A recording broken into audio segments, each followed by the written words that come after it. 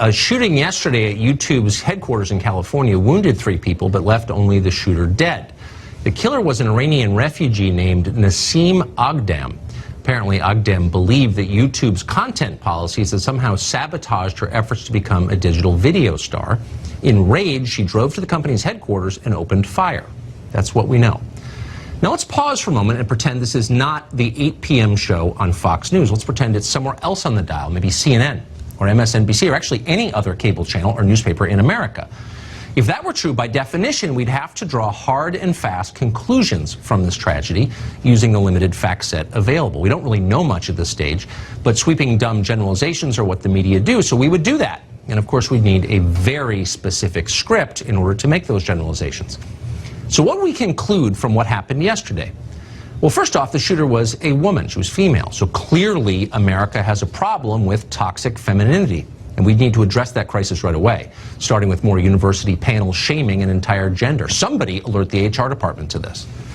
And then there's the gun. We focus relentlessly on the gun because nothing is more pivotal in a shooting than the weapon that was used. It's always the gun's fault, always. The shooter in this case used a Smith & Wesson 9mm handgun. Those guns need to be banned tomorrow, along with all other assault pistols. And if you disagree with that, you're evil. Next, the shooter was a vegan and a supporter of PETA. Therefore, PETA is now a terrorist organization. Anyone who supports PETA, even those supporters who disapprove of mass shootings, is a monster and has blood on his hands. Let's hope that CNN hosts a town hall meeting where YouTube employees can scream at PETA spokesmen. They deserve to be screamed at. They caused the shooting. But wait, media outlets aren't reaching any of those conclusions. Why not? Well, because there's no obvious way to use this shooting to advance the objectives of the Democratic Party. So the media will stop talking about it soon. That's how corrupt they are. They're also incredibly stupid, especially on the subject of firearms. The people yelling at you about guns on television aren't sure what end the bullet comes out of. They're kids, they're children, with all the ignorance and moral certainty of 5th graders. We could show you a million examples of that because they're everywhere. But here's the most amusing one we've seen recently. It happened yesterday. This is MSNBC's resident genius, Nicole Wallace, mistaking the opening of a soda can for gunfire. Watch.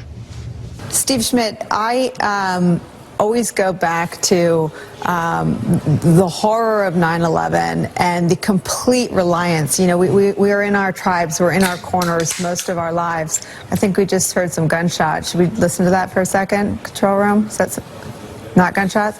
Okay. Not gunshots? No, Nicole, not gunshots. Pretty funny. But be certain to listen very carefully as she lectures you about the Second Amendment, because she knows a lot about it. Well, several tech CEOs responded to the YouTube shooting by demanding that regular people be deprived of their right to carry firearms. That would include Twitter CEO Jack Dorsey. He tweeted this, quote, "We can't keep being reactive to this and thinking and praying it won't happen again at our schools, jobs, our community spots. It is beyond time to evolve our policies." He didn't specify which ones, but you know what he was talking about. He cares much more than you do. Dorsey then endorsed demands issued by the March for Our Lives. Those would include, again, not specific, banning high-capacity magazines, confiscating all weapons designated as assault weapons. Now, what's interesting about all this is that in 2015, Twitter, the company he runs, spent more than $68,000 providing, yes, personal security to Jack Dorsey. Were those guards unarmed? Right. No, they weren't. Joel Payne is former director of African American advertising for Hillary Clinton's 2016 campaign. He joins us tonight. Great to see you, Joel. I appreciate your coming on. So it's hard to read this as anything else but an effort by the people in charge to bring more power to themselves, which is what people in charge do kind of instinctively. We get the guns, you don't, shut up and obey. Why is that not what's happening right now? Tucker, I don't really think that's the right way to look at this issue, and I really enjoyed listening to your conversation with your colleague a little bit earlier. I'm interested to hear that you guys think that it's funny that someone on TV in this environment thought that a soda can opening was a gunshot. You thought that was funny. I think it's idiotic. No, just to clarify, I want to say that I think it's people hear idiotic gunshots all the time, and they don't think it's funny. But that studio didn't have gunshots. It had a soda opening. Sure. And my point is that if you're going to advocate for positions, you have a moral obligation to learn something about the topic. And most people who are doing that haven't bothered to learn. And that's the problem. I'm not in any way denigrating the fear people feel in the face of gunfire.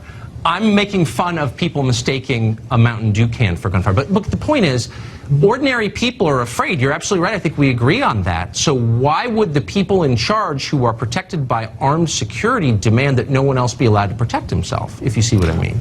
Well, I have some frustration towards what I heard from the Twitter CEO today, but for a different reason. I don't like this this trend that we have of waiting for gun violence to come to your backyard before you get woke about it. I mean, just because it happened at a tech company yesterday, is you got this letter with all these tech CEOs who decided to sign on. Listen, I was touched recently by gun violence. I had a very close friend that was impacted by what happened at the Veterans Home in California. But guess what? I felt strongly about gun violence and about all of the concerns around that. Before that, it didn't take that issue to pique my interest. By the way, I think it's very interesting, Tucker. A lot of the people who watch this show and a lot of people who watch this network feel the same way I do. If you look at the polling, well, I feel the same way you do. High-capacity magazines, on bump stocks, etc. Yeah, I was just going to say. Yeah. No, but hold on. Let's be honest. And one of the sort of pieces of political rhetoric that drives me the craziest is the idea that only a select few care about gun violence. I think most normal people are horrified by shootings. I know I am. So the question is not, do you feel deeply about it? Are you upset? Of course you're upset. The question is, what's the most effective response? What's the wise thing to do? That's where the debate is. It's not over who cares and who doesn't. Everybody cares. I mean, come on now. So yeah, I would turn that question back to you and say, what should we do? Yeah, I mean, the NRA... Well, I'll give you a perfect example. So with the Parkland shooting, we have a well-documented string of failures by people whose job it was to protect the kids in that school, and they didn't. There were 4 armed cops outside, 4, who heard the gunfire and didn't go in. I never heard their names mentioned at the March for Our Lives. I doubt you know their names. I never hear anybody mention that. We hired people to protect those kids. 17 were murdered because they didn't act, but it's the NRA's fault? That's insane. That's just pure politics. You're not taking it seriously if you reach that conclusion, I would say. Yeah, sorry, I didn't mean to interrupt you. There were a lot of people who failed those children that day. Some of them were the people who didn't run into those buildings, but a number of them were people who were in the State House in Tallahassee and who were in Capitol Hill in Washington, D.C. Those people also failed. No, but we had the chance to act.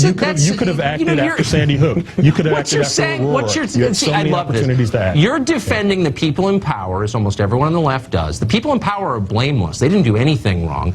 It's you out there who've committed no crime whatsoever. The guns in my closet, if I had them, would be no threat to anybody. But I have to disarm. But the cops whose job it was to protect the kids, they're cool. We can't blame them. It's some legislator. I didn't say that. I actually agreed with you. I said they share some blame. I said that the blame didn't end with them, though. It also extended to the people who were in Tallahassee at their state house and in Capitol Hill and at state houses all across the country who failed to act. Yeah. So what should they have done? I mean, I take you seriously. It's why I wanted to talk to you tonight. So just in the minute and a half we have left, just give me a discrete step, specific step that they could have taken to prevent the Parkland shooting, for example. Well, let's look at a couple things. Why hasn't the president acted on bump stocks? I thought he was hot to trot on that. I thought that was something that the president thought he could act on. Bump stock makes your rifle less accurate. Here's the problem. See, this is like you don't know anything about guns. Here's the problem, though, Tucker. Your answer here is, well, it wouldn't stop this specific act. I'm asking an honest question, which is what's... No, we have a gun violence culture. Okay, so you're blaming the State House in Tallahassee for our culture? Actually, I am, because we have a laissez-faire culture to gun violence. Okay, and we have a culture that has accepted that gun violence is something we can't do anything about when we know we can. I feel it is something we can do something about, and when armed guards neglect their duty to protect children, I think we should hold them accountable. You instead shifted the blame from the people who actually had power to people whose other positions you don't like in the State House, Republicans. And I asked then, trying to be rational, what should they have done? And you said Trump should ban bump stocks, which had no role in the Parkland shooting. I was going to say a little bit more. The president can act on this. By the way, the NRA, they could be partners here, right? The NRA is running scared. The reason why you see them turning John Paul Stevens and a bunch of 17-year-olds into boogeymen is because they know public sentiment is at an all-time low for what they fight for, which is the right for gun manufacturers to make money. But you're arguing rhetoric and bumper stickers. I want actual solutions because, you know, like you, I care. I wanted to know what the new law is that would have prevented Parkland. There are a lot of shootings, a lot of different causes. I asked for one specific answer to that one, and I got bump stocks and John Paul Stevens. I can give you more. I can give you more. Well, how about we one? We can restrict access to people who are mentally ill to we having already guns. have done we that. can stop terrorists from purchasing guns. We could have done that. Congress wouldn't do that. You got Toomey's legislation. No You got Manchin's legislation. We already have you got the Durbin's law. legislation. So many people have tried to act on this, but the intransigents in Washington, that's led by a the lie. NRA, won't That's allow a it. lie. If you go buy a gun, it screens people who are mentally ill. The authorities, the actual authorities, failed to screen this kid despite the fact everyone knew he was mentally ill. They didn't do anything, and they're not Unfortunately, being the majority blamed. of Americans and the majority of Republicans actually disagree with you, and the polling reflects that. Well, okay. I don't know what to say. Those are the facts. Joel, thank you. Thank you for coming on. Hello, my name is Jane. I'm social justice waste. Agree with me or you'll be shamed. Hello, my name is Jane. I'm social justice waste.